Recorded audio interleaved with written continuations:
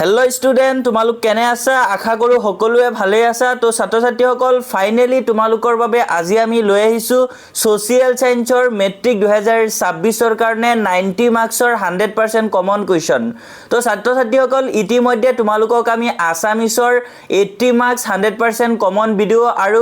general ম্যাথমেটিক্সৰ 90 marks 100% common questions video তুমালুকক ইউটিউবত দিয়া হৈছে তো তুমালুকে সেই ভিডিওবোৰ যদি চোৱা নাই ভালকে চাই আহিবা আৰু আমি যোনবোৰ তুমালুকক প্ৰশ্ন দিছো হেখিনি ভালকে যদি পঢ়া তেনে তুমালুকে 100% কমন পেলাব পাৰিবা মেট্ৰিক 2026 তো আজিৰ ভিডিও তুমালুকক আমি সোশিয়াল সায়েন্সৰ পেপাৰখন লৈ আহিছো আৰু ইয়াতে আসামিজ আৰু ইংলিশ দুয়োটা মিডিয়ামতে আছে গৰিকে তুমালুকে ভিডিওটো একদম স্কিপ নকৰিবা আৰু আমাৰ চেনেলত যদি আজি নতুন আহিছা তেন্তে চেনেলটো সাবস্ক্ৰাইব কৰিবলৈ একদম পাহৰি নাযাবা আৰু ছাত্ৰ ছাত্ৰী সকল বৰ্তমান কিন্তু আমাৰ এই ভিডিওছবোৰ দেখি বিভিন্ন চেনেলে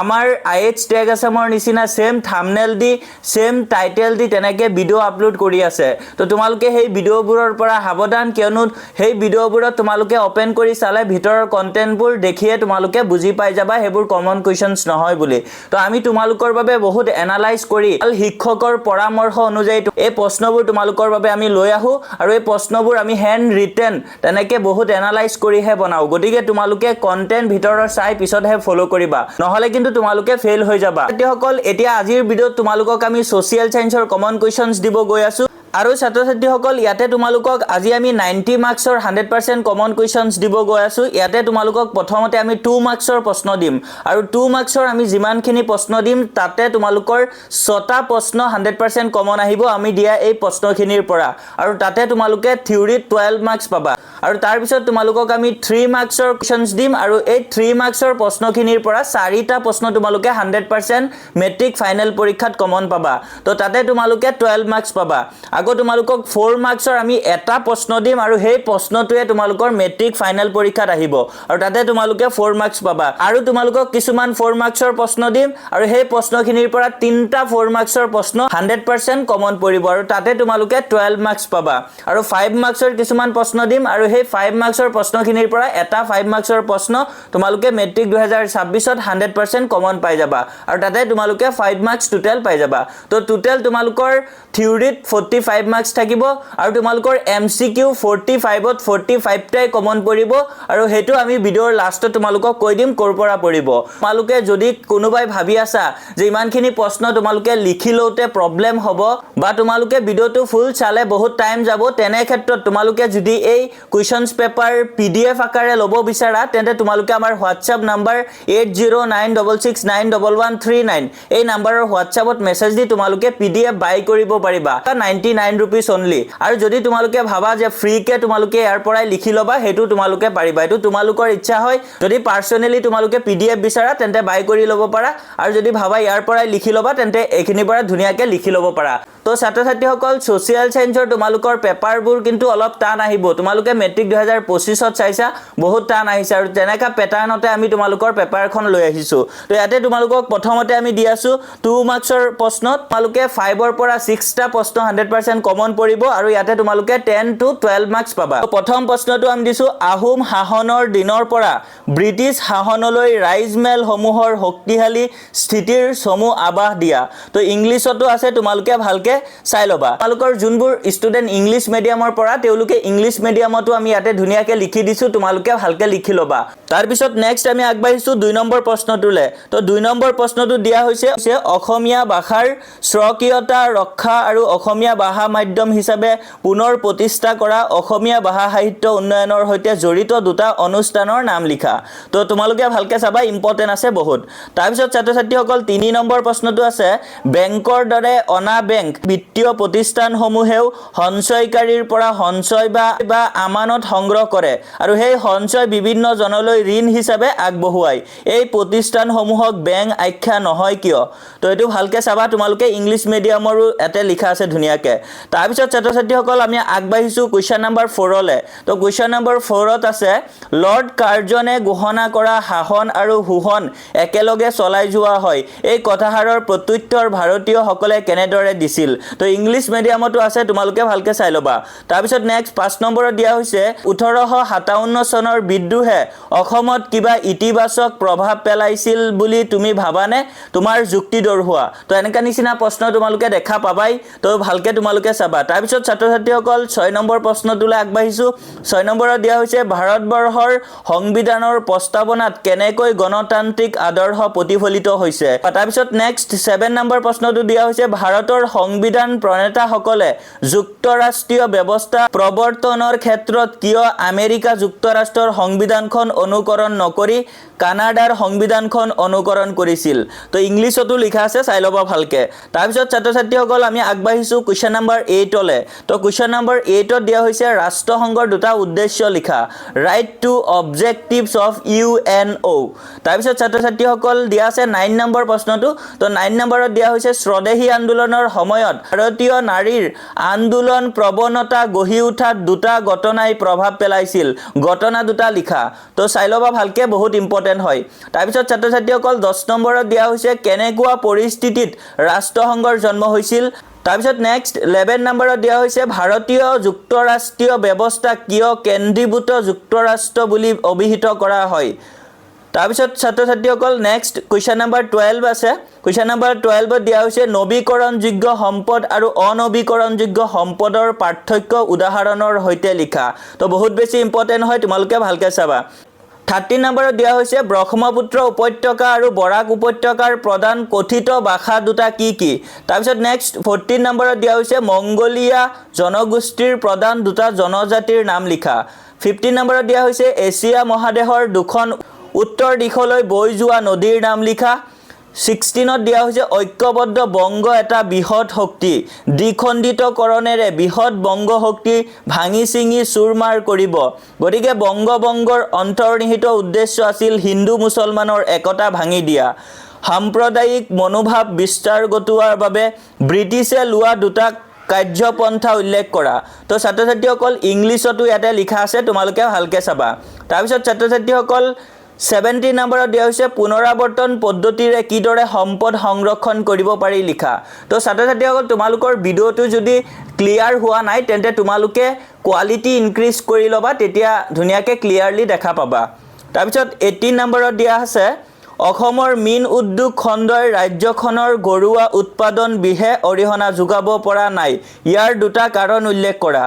19 নম্বৰত দিয়া হৈছে প্ৰাকৃতিক সম্পদৰাজিৰ যদে মদে ব্যৱহাৰৰ ফলত উদ্ভৱ হোৱা দুটা সমস্যাৰ বিষয়ে লিখা তাৰপিছত ছাত্ৰ ছাত্ৰীসকল 20 নম্বৰত দিয়া হৈছে ধৰ্ম নিৰপেক্ষতা কি ধৰ্ম নিৰপেক্ষতা কিয় ভাৰতীয় গণতন্ত্ৰৰ মৌলিক স্তম্ভ বুলি গণ্য কৰা হয়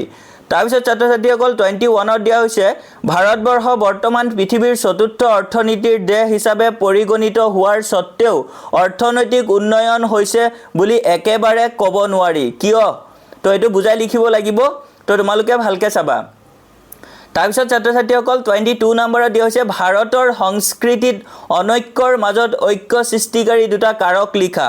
23 নম্বৰত দিয়া হৈছে অসমৰ প্ৰথম চিকিৎসা মহাবিদ্যালয় কোনখন আৰু এই চিকিৎসা মহাবিদ্যালয়খন কেতিয়া স্থাপন হৈছিল তো এনেকা নিচিনা প্ৰশ্ন 2 মাৰ্কছৰ কাৰণে তোমালোকক দিবই তাৰপিছত 24ত দিয়া হৈছে সকলো সম্পত্তিয়েই সম্পদ কিন্তু সকলো সম্পদ সম্পত্তি নহয় উদাহৰণ সহ ব্যাখ্যা কৰা 25ত দিয়া হৈছে ভাৰত ত্যাগ আন্দোলনক কিয় আগষ্ট বিপ্লৱ বুলি জনা যায় তাৰপিছত 26 নম্বৰত দিয়া হৈছে অসমত পালন কৰা বিহুৰ সমধৰ্মী দুটা উৎসৱৰ নাম লিখা তাৰপিছত নেক্সট 27 নম্বৰত দিয়া হৈছে ভাৰতীয় যুক্তৰাষ্ট্ৰীয় চৰকাৰক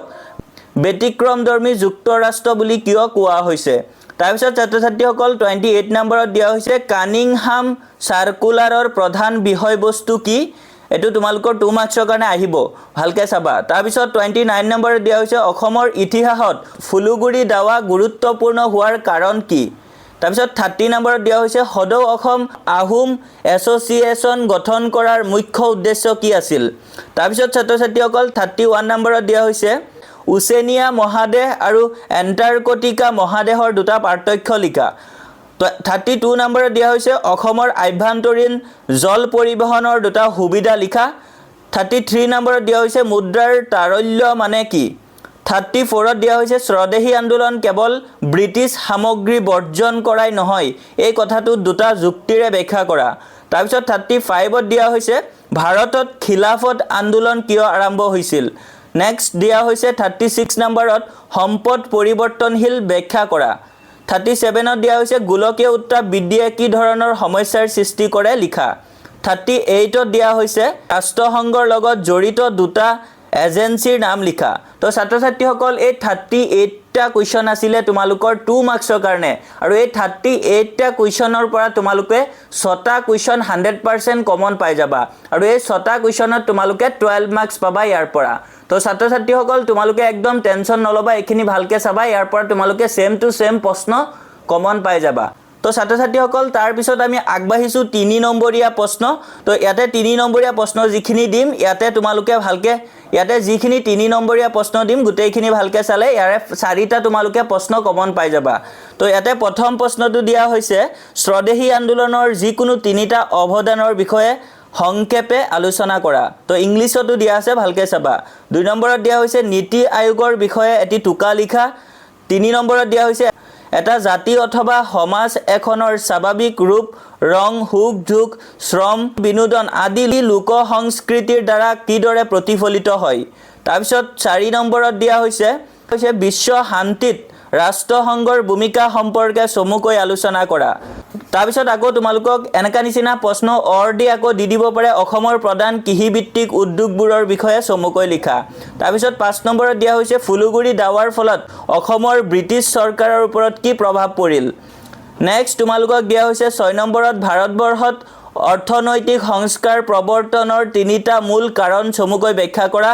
7 নম্বৰত দিয়া হৈছে অসমীয়া লোক সংস্কৃতিত বিহুৰ অৱদান আলোচনা কৰা তাৰপিছত ইয়াতে তোমালোকক দি দিব পাৰে ভাৰতৰ যোগবিদ্যাৰ বিষয়ে চমুকৈ লিখা তাৰপিছত নেক্সট তোমালোকক 8 নম্বৰত দিয়া হৈছে সমাজবাদী ধৰ্মনিৰপেক্ষ আৰু গণৰাজ্য বুলিলে কি বুজা আগতে এনেকা নিচিনা প্ৰশ্ন তোমালোকক দি দিব পাৰে ভাৰতীয় সংবিধানৰ ক্ষেত্ৰত নেহেৰুৱে আগবঢ়োৱা উদ্দেশ্য সম্পৰ্কিত প্ৰস্তাৱবোৰ লিখা তাৰপিছত নেক্সট 9 নম্বৰত দিয়া হৈছে অসমত 1757 চনৰ সিপাহী বিদ্ৰোহ বিফল হোৱাৰ কাৰণ লিখা 10 নম্বৰত দিয়া হৈছে এজন ভাৰতীয় তেওঁ বাস কৰা অংগৰাজ্যখনৰ নাগৰিক হয়নে উত্তৰৰ সপেক্ষে যুক্তি দিয়া 11 নম্বৰত দিয়া হৈছে ৰায়ত সভাৰ মুখ্য উদ্দেশ্য কেইটা কি আছিল 12ত দিয়া হৈছে 19 শতিকাত অসম সংগঠিত কৃষক বিদ্ৰোহসমূহৰ নেতৃত্ব প্ৰদান কৰিছিল ৰাইজমেল সমূহে কথাহাৰ ব্যাখ্যা কৰা তো ইংলিছতো দিয়া আছে ভালকে চাই লবা 13 নম্বৰত দিয়া হৈছে অসমত প্ৰচুৰ সম্ভাৱনা থকা সত্ত্বেও পৰ্যটন উদ্যোগৰ আশানুৰূপ উন্নতি হোৱা নাই ইয়াৰ 3টা কাৰণ দৰ্শোৱা তো ইংলিছতো দিয়া আছে তোমালোকে ভালকে চাবা আকৌ 14 নম্বৰত দিয়া আছে গোলকীকৰণৰ ধাৰণাই ভাৰতীয় অৰ্থনীতিত কিদৰে পৰিৱৰ্তন আনিছে লিখা 15 নম্বৰত দিয়া হৈছে কামাখ্যা মন্দিৰেই কোৱা বা শিৱসাগৰৰ শিৱদৌল অসমৰ এই মন্দিৰসমূহ নিৰ্মাণত তোমাৰ মতে কি শৈলীৰ প্ৰভাৱ পৰিছিল শৈলীসমূহৰ দুটা বৈশিষ্ট্য লিখা তো ইম্পৰ্টেন্ট আছে এনেকা নিচিনা প্ৰশ্ন দি দিব পাৰে তাৰপিছত ছাত্ৰ ছাত্ৰীসকল 16 নম্বৰত দিয়া হৈছে উল্লেখিত চিত্ৰখনত কোনটো পাৰিবেশিক সমস্যাৰ ভৱিষ্যত পৰিণতি প্ৰকাশ কৰা হৈছে সমস্যাটো ৰোধ কৰিবৰ বাবে দুটা পৰামৰ্শ আগবঢ়োৱা তো ছাত্ৰ ছাত্ৰীসকল এনেকা তোমালোকক ডায়াগ্ৰাম থকা এটা প্ৰশ্ন আহিবই মাষ্ট বি 3 নম্বৰীয়া ইয়াতে আমি ডায়াগ্ৰামটো ড্ৰ কৰি দিয়া নাই কিন্তু তোমালোকৰ ফাইনেল পৰীক্ষাৰ প্ৰশ্ন কাকতত তেনেকে সাইডতে ডায়াগ্ৰামটো থাকিব আৰু ডায়াগ্ৰামটো সাইডতে দি দিব আৰু প্ৰশ্নটো এনেকা দিব তো তোমালোকে চাবা এনেকা এটা প্ৰশ্ন তোমালোকৰ মাষ্ট বি আহিব তাৰপিছত 17 নম্বৰত দিয়া হৈছে ৰমেন এজন কাঠ মিস্ত্ৰী প্ৰতিদিন তেওঁ এখন হাবিৰ পৰা মূল্যৱান গছ কাটি আনি চকী মেজ তৈয়াৰ কৰি বজাৰত বেছি দামত বিক্ৰী কৰে ৰমেনৰ এই কাৰ্যৰ অৰ্থনৈতিক বৃত্তিৰ প্ৰকাৰসমূহ চিনাক্ত কৰি উদাহৰণ দিয়া তাৰপিছত এটো ইংলিছতো আছে তোমালোকে ভালকে চাই লবা প্ৰতিটো প্ৰশ্ন ইংলিছ আৰু আসামিজ দুইটা মিডিয়ামতে লিখা আছে তোমালোকে ভালকে চাই লবা তাৰপিছত 18 নম্বৰত দিয়া হৈছে ব্ৰিটিছ বিৰোধী জাগৰণ বুলিলে কি বুজা অসমত এই জাগৰণ কিদৰে বিকাশ হৈছিল তোমাৰ মতামত আগবঢ়োৱা তাৰপিছত ছাত্ৰ ছাত্ৰীসকল 19 নম্বৰত দিয়া হৈছে অসমত মণিৰাম দেৱানৰ নেতৃত্বত 1857 চনৰ বিদ্ৰোহৰ বিফলতাৰ কাৰণসমূহ উল্লেখ কৰা 20 নম্বৰত দিয়া হৈছে আহোম ৰাজত্বকালত নিৰ্মিত তিনিটা স্থাপত্য শিল্পকলাৰ নাম লিখা 21ত দিয়া হৈছে অসমৰ ৰেল পৰিবহণ ব্যৱস্থাৰ দায়িত্বত থকা উত্তৰ পূব সীমান্ত ৰেল মণ্ডলৰ মুখ্য কাৰ্যালয় ক'ত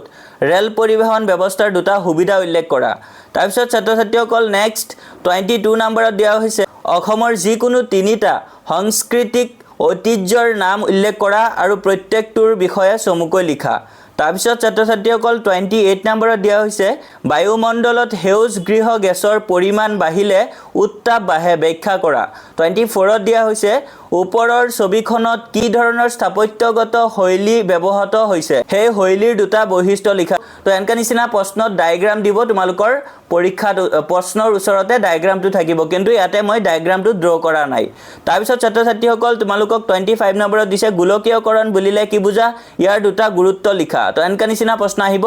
তাৰপিছত 26ত দিয়া হৈছে নন্দিনী এজনী উচ্চতৰ মাধ্যমিক দ্বিতীয় বৰ্ষৰ ছাত্ৰী তাই গুৱাহাটীৰ অনিল নগৰত বাস কৰে ছোৱালীজনী বিদ্যালয়ত উপস্থিত হওঁতে তাইৰ 1 ঘণ্টা পলম হ'ল কাৰণ এজাক বৰ ডাঙৰ বৰষুণৰ ফলত ৰাস্তাত বানপানী হৈ গ'ল এনে পৰিস্থিতিৰ বাবে কোনবোৰ কাৰক জগৰীয়া তোমাৰ মতামত আগবঢ়োৱা তো এনেকা নিচিনা প্ৰশ্ন কিন্তু দিব তোমালোকক তো তোমালোকে এনেকা নিচিনা প্ৰশ্ন মাষ্ট বি চাবা আৰু নিজৰ অপিনিয়নৰ পৰা এই প্ৰশ্নবোৰৰ উত্তৰ দিব লাগিব গতিকে তোমালোকে সোশ্যাল সায়েন্স মেইন বুক ধুনিয়াকে ৰিডিং পঢ়িবা প্ৰতিটো চেপ্টাৰ প্ৰতিটো লাইন ধুনিয়াকে ৰিডিং পঢ়িবা তেতিয়া এই প্ৰশ্নবোৰ ইজিলি লিখিব পাৰিবা তাৰপিছত ছাত্ৰ-ছাত্ৰীসকল 27 নম্বৰত দিয়া হৈছে অসমীয়া সাহিত্যৰ বিকাশত অসমীয়া ভাষা উন্নতি সাধিনী হবাৰ তিনিটা উল্লেখযোগ্য অৱদান লিখা তাৰপিছত 28 নম্বৰত দিয়া হৈছে ডিজিটেল প্লেটফৰ্ম আজিকালি বৰ জনপ্ৰিয় হৈছে এনে ডিজিটেল প্লেটফৰ্মত যিকোনো তিনিটা সুবিধা লিখা UPI debit card mobile banking তো এনেকা নিচিনা প্ৰশ্ন তোমালোকক দিব নিজৰ অপিনিয়নৰ পৰা আনসাৰবোৰ দিব লাগিব তাৰপিছত 29 নম্বৰত দিয়া হৈছে ছবিত দিয়া চৰাইটো চিনাক্ত কৰা আৰু এই চৰাইটো কোনখন ৰাজ্যৰ বাবে গুৰুত্বপূৰ্ণ আৰু কিয় তো এনেকা নিচিনা প্ৰশ্নত ডায়াগ্ৰামটো তোমালোকক ওচৰতে দি দিব তো বহুত ইম্পৰ্টেন্ট আছে এনেকা নিচিনা এটা প্ৰশ্ন 3 মাৰ্কছৰ কাৰণে আহিবই তাৰপিছত ছাত্ৰ-ছাত্ৰীসকল 30 নম্বৰত দিয়া হৈছে ৰিজাৰ্ভ বেংকে 2008 চনত সুদৰ হাৰ সৰ্বাধিক বৃদ্ধি কৰি 17.5% কৰিছিল এই ঘটনাৰ পিছত এবিধ মুদ্ৰাৰ সৃষ্টি হ'ল মুদ্ৰাবিধৰ নাম কি আৰু ই কেনেদৰে সৃষ্টি হ'ল তো ইম্পৰ্টেন্ট আছে এনেকা নিচিনা প্ৰশ্ন দিব 31 নম্বৰত দিয়া হৈছে কৃষি আৰু গ্ৰাম্য উন্নয়নৰ ক্ষেত্ৰত নাবাৰ্ডে আগবঢ়োৱা কাৰ্যসমূহ কি তাৰপিছত 32 নম্বৰত দিয়া হৈছে অৰ্থনৈতিক সংস্কাৰৰ ক্ষেত্ৰত চৰকাৰে লোৱা কাৰ্যসূচীসমূহে কেনে ধৰণৰ সমস্যা সৃষ্টি কৰিছে বুলি তুমি ভাবা তাৰপিছত 33 নম্বৰ প্ৰশ্নটো দিয়া হৈছে বৰ্তমান সময়ত অসমৰ মুঠ চাহ উৎপাদন কিমান এই উদ্যোগে অসমৰ নিবনুৱা সমস্যাৰ সমাধান কিদৰে অৰিহণা যোগাইছে লিখা তাৰপিছত ছাত্ৰ-ছাত্ৰীসকল 34 নম্বৰত দিয়া হৈছে জুম খেতি কিয় পৰিৱেশ সন্মতভাৱে কৰাৰ প্ৰয়োজনীয়তা আহি পৰিছে আলোচনা কৰা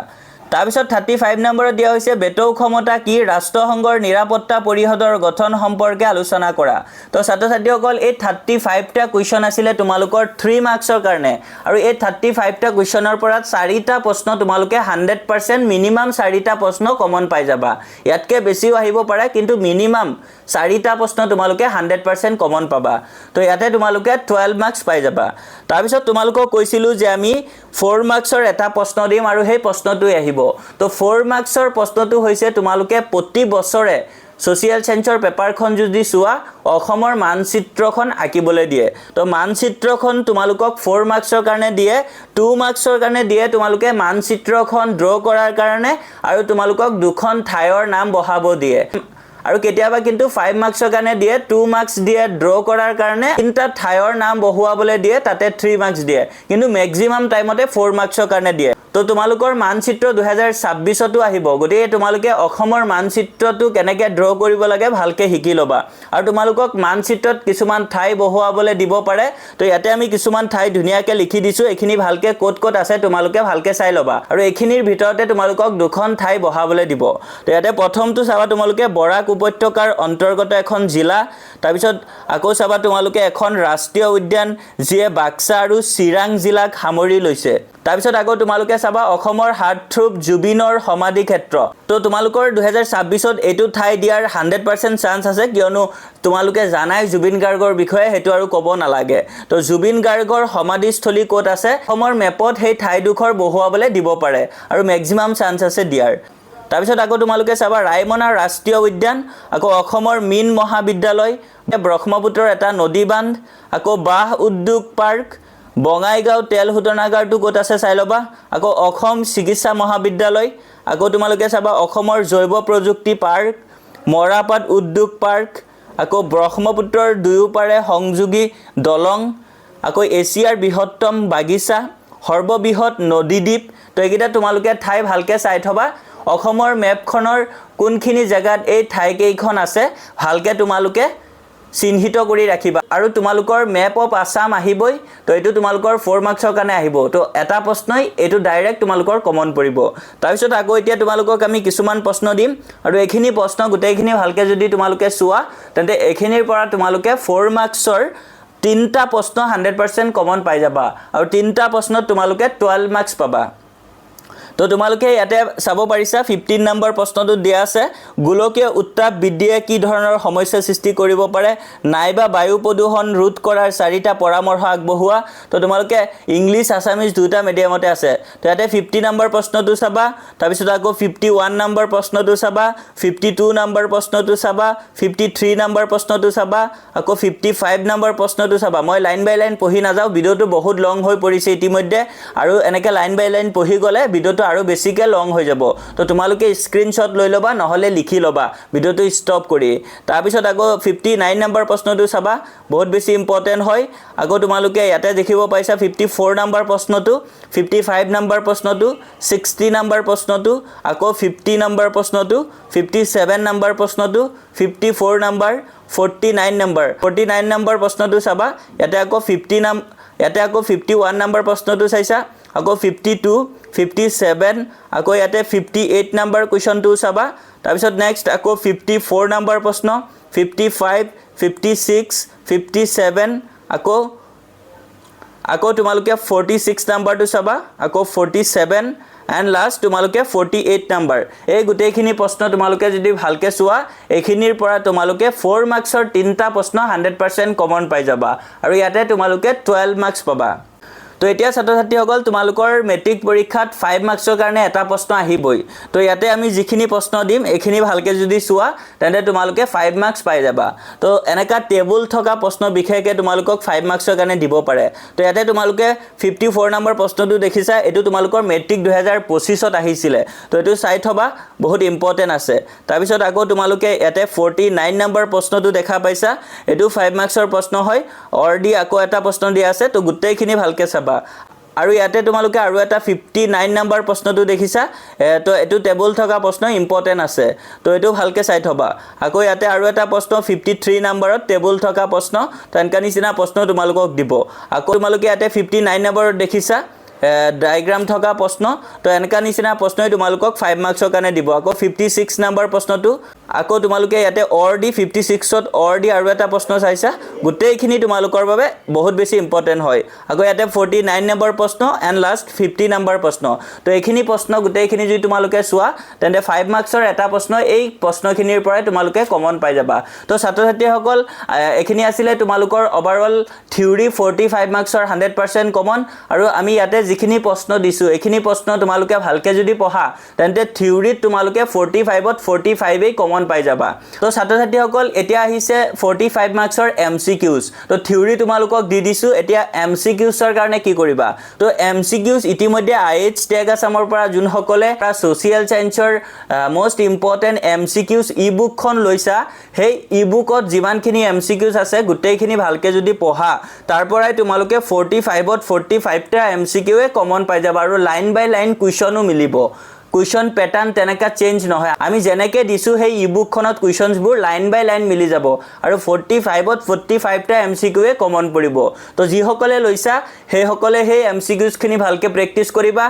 আৰু যিসকলে এতিয়ালৈকে আমাৰ এমচিকিউজখিনি লোৱা নাই তেন্তে তোমালোকে এতিয়া আমাৰ হোৱাটছআপ নম্বৰ 8096691139 এই নম্বৰৰ হোৱাটছআপত মেছেজ দি সোশিয়েল সায়েন্সৰ মোস্ট ইম্পৰ্টেন্ট এমচিকিউজ ইবুকখন লৈ ল'বা তো ছাত্ৰ ছাত্ৰীসকল এইখিনি আছিলে তোমালোকৰ সোশিয়েল সায়েন্সৰ 90 মাৰ্কস 100% কমন কুৱেশ্যনছ তো ছাত্ৰ ছাত্ৰীসকল তোমালোকে এইখিনি ভালকে যদি পঢ়া 100% শিওৰ তোমালোকে 85 ৰ পৰা 90 তোমালোকে ইজিলি পাবা আৰু তোমালোকে প্ৰেক্টিকেল মাৰ্কস লৈতো একদম 90 প্লাস পাবা গতিকে তোমালোকে একদম টেনচন ল'ব নালাগে এইখিনি ভালকে পঢ়ি যোৱা আৰু আমাৰ এই ভিডিঅ'ছবোৰ চাই বহুতো ইউটিউবাৰে বহুতো ইউটিউব চেনেলে এনেকে ভিডিঅ'ছবোৰ বনাব সেম থাম্বনেল দি কিন্তু তোমালোকে সেই ভিডিঅ'ছবোৰ ওপেন কৰিলে ভিতৰত গৈ তোমালোকে কন্টেন্টত চাবা কিতাপ লৈ কিবা কিবি দি দিছে কিন্তু তোমালোকক আমি যিখিনি প্ৰশ্ন দিছো বহুত এনালাইজ কৰি বহুত ৰিসাৰ্চ কৰি ভাল অভিজ্ঞ শিক্ষকে পৰামৰ্শ দিয়া মতেহে আমি এই কুৱেশ্যনছখিনি বনাইছো আৰু এই কুৱেশ্যনছখিনি তোমালোকে ভালকে যদি পঢ়া তোমালোকে পৰীক্ষা হলত ডাইৰেক্ট সেম টু সেম প্ৰশ্ন 100% দেখা পাবা ঠিক আছে ছাত্ৰ ছাত্ৰীসকল এটো তোমালোকৰ চইচ তোমালোকে কাক ফলো কৰা তোমালোকৰ তাত যোনটো ট্ৰাস্টেবল লাগে হেতুহে তোমালোকে ফলো কৰিবা তো আজি কাৰণে এইখিনি আছিল নেক্সট কোনটো সাবজেক্টৰ এনেকা কমন কুৱেশ্যনছ লাগে তোমালোকে কমেন্টছত জনাবা ইতিমধ্যে আসামিজ দিয়া হল জেনাৰেল ম্যাথমেটিক্স দিয়া হল আৰু আজি এই সোশিয়েল সায়েন্সখন দিয়া হৈছে আৰু বাকি কোনটো সাবজেক্টৰ লাগে নেক্সট ভিডিও তোমালোকে কমেন্টছত জনাবা তো ছাত্ৰ ছাত্ৰীসকল তোমালোকে ভালকে পঢ়া পৰীক্ষালে অল দা বেষ্ট থাকিল thank you for watching keep watching IH Tech Assam